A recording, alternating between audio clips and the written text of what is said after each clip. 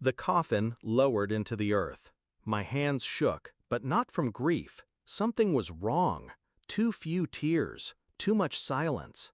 My parents stood stiff, their faces carved out of stone.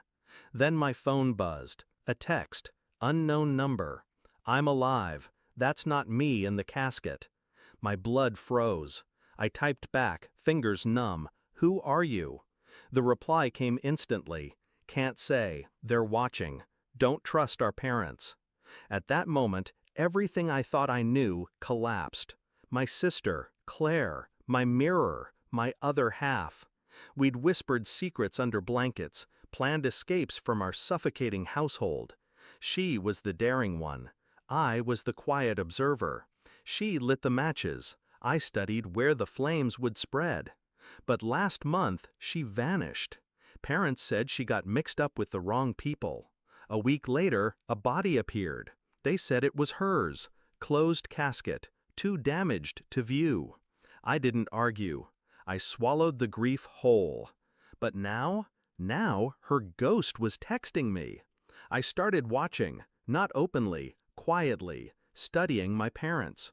Their late-night calls, their hushed arguments behind locked doors. The way my mother flinched when my father touched her arm. And then, bank transfers. I checked the old family computer, the one my father thought no one used. Buried in forgotten folders, I found the records. Large sums wired offshore. Dates aligned perfectly with Claire's disappearance. They hadn't just lost her, they'd sold her. Shock burned, then hardened into resolve. I didn't confront, not yet. I waited, planned, observed. Every plan needs timing. Every revenge needs patience. The texts kept coming, always cryptic, always urgent. Don't come looking, they'll find out. Play along. She was alive, somewhere, and my parents were the reason she wasn't here. So I built my net. Quiet calls to old contacts, favors cashed in, questions asked in shadows. I traced the money, followed the trail, a shell company, then another, and at the end, a private facility, 3 states away, a place that didn't exist on paper. That's where she was. Christmas Eve, that's when I made my move. I told my parents I'd stay home for dinner, smiled, pretended, let them think I was still broken. Instead, I drove. Hours through the night, snow cutting the windshield. My pulse steady, my mind sharper than it had ever been. The facility was hidden, guarded, but I had leverage. Documents, proof of every transfer, every connection, enough to burn it all down. I used it like a blade, threatened exposure, bought access. And there she was, Claire, thin, pale, but alive. When her eyes met mine, it was like staring into a mirror that had survived fire. We didn't cry, not yet.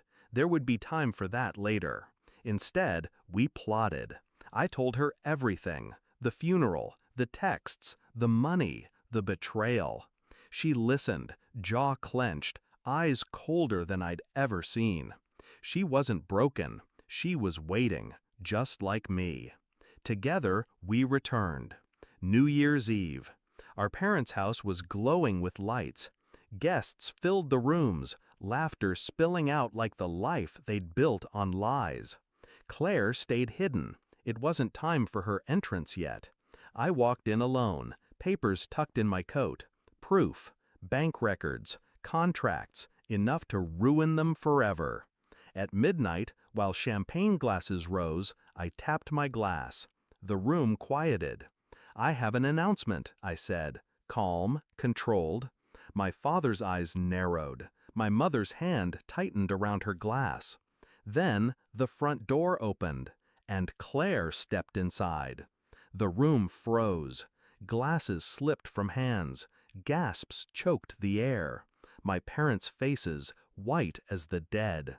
"Surprise," I said softly. Claire moved beside me. Together, we laid the papers on the table, exposed everything. The money, the deals, the betrayal.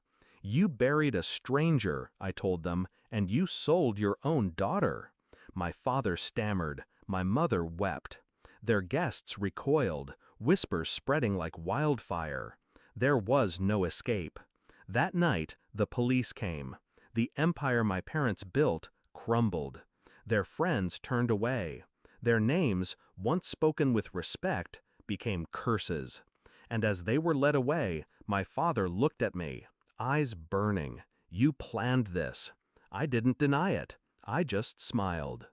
Later, when the house was empty, Claire and I sat in silence, fire crackling. The world finally ours again. 17 years, she whispered, and they thought they could erase me. They underestimated us, I said. She leaned her head against mine. For the first time in months, I let myself breathe. Revenge isn't loud. It's not screaming or fists or fire. It's patience, precision, letting them believe they've won until the ground crumbles beneath their feet. And as I watched the smoke of our parents' empire rise, I knew one thing. They buried the wrong twin, and I was the one who dug them up.